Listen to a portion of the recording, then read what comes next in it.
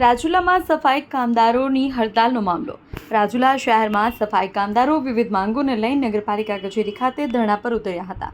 સફાઈ કામદારો 3 દિવસના ધરણા પર હોવાથી રાજુલા શહેરમાં સફાઈ કામગીરી ઠપ થઈ ગઈ છે.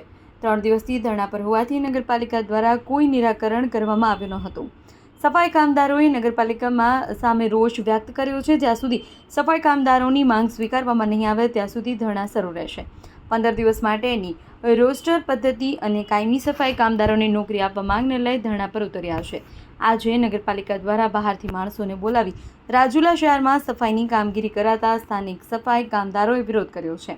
મોટી સંખ્યામાં સફાઈ કામદારોએ એકઠા થઈ સૂત્રોચ્ચાર કરી વિરોધ નોંધાવ્યો છે. સફાઈ કામદારોએ વિરોધ કરતા પોલીસ દ્વારા અટકાયત કરાઈ છે.